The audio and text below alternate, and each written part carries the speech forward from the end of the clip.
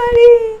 My name is Sanghamitra. For those who don't know or seeing this video for the first time, we do book reviews, and this week we are reviewing this book. This is the third episode of this book review for 7 Habits of Highly Effective People, and in this episode we are going to discuss about 3 habits: habit number 4, 5 and 6, and little bit of 7 also, because there's a last habit which is left, so maybe we'll cover that. I don't know. Let's see about the fourth habit. Fourth habit talks about win-win mentality. Very simple. So for you to win, I don't need to lose, or for me to win, you don't need to lose. So it says that there are several concepts in this world. One is win-win, win-lose, lose-win, lose-lose, only win. So how does it bifurcate? Win-lose, I think we all understand. I will win, you will lose. Lose-win, there are certain kind of people who sacrifice a lot or who adjust a lot. So that is like they let you win and they lose. That is also not good. Lose-lose is the same way, like while fighting, neither I will let you win or neither I will win. So we end up losing. We both lose. Win is when somebody thinks that no matter what I have to win. So that is just win. And the last and the best way to negotiate or to deal with any situation is where we can find a middle ground where we will also win, you will also win. So it will benefit both. That is the best solution to find any way out from any problem. Now, win-win has 5 dimensions. They are character, relationship, agreement, supportive system, and process. Now let's dive into each and understand how all this dimension or all these components can help us find a win-win ground for everybody to win. What is character? Character comprises of 3 things: maturity, integrity, and mindset of abundance. So I read this in a few months ago. I read this in another book, The Concept of Abundance. So there are 2 concepts. One, which is a little old school, where people used to think that we have to compete to get into a certain position. There is only one number one, or this world is full of scarcity. So this is a concept of scarcity, where people constantly feel threatened and they feel like I have to kill my competition to move ahead or to reach a certain position, because there is only one place and only one person can reach. Second concept is theory of abundance, where you believe that there is enough for everybody in this world, and there is no competition as such. You can make your own niche, or you can make your own space and live a happy life. There is no scarcity of food or clothes or relationship talks more about the same emotional bank account, which we had discussed in previous episode or previous chapters in this book. So it says that keep investing in your emotional bank account. That's how you can increase. Third is agreement. Now for us to understand agreement, we need to blend in the next 2 dimensions also, that is supportive system and process. So agreement comprises of all these things.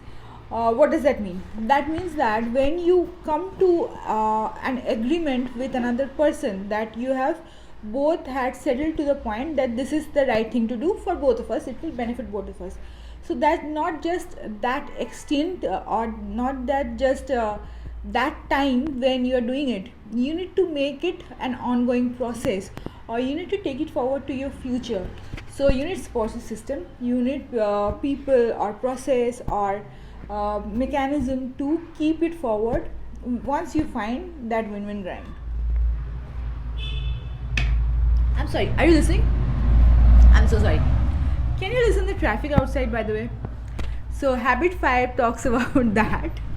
It talks about listening. Seek to understand first, then to be understood.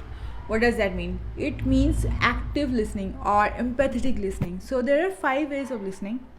First is ignoring. Second is pretending to be listening. Third is selective listening.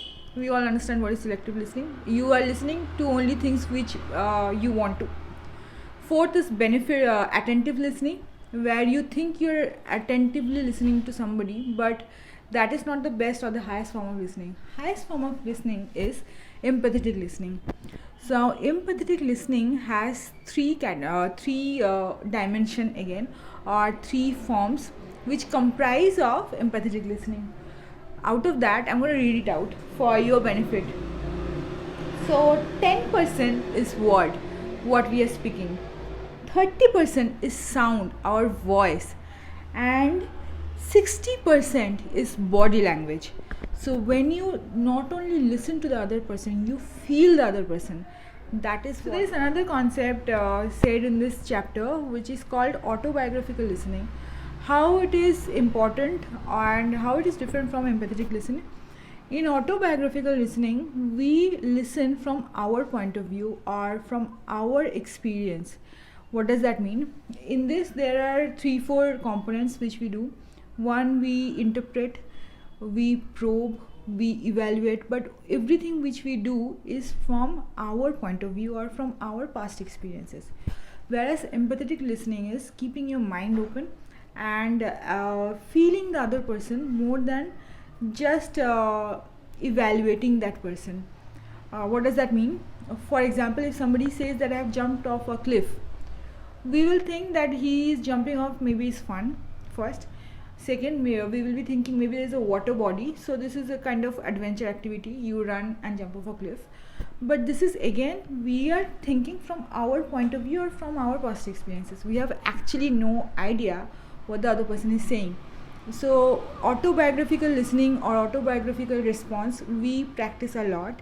Most of the good listeners, they practice this, but that is not empathetic listening. We should practice empathetic listening more, where we feel the other person, we put ourselves into their shoe and not put them into our shoe. So that's about chapter 4. Quickly get into chapter 5. Okay guys, so this book is very special and I want to justify and don't miss out any important point. So I guess again I'm dividing the book into another part. So another final installment of the video will come next week. This week we are covering habit 4 and 5, and next week we'll be covering habit 6 and 7. And stay tuned till next week and see you there.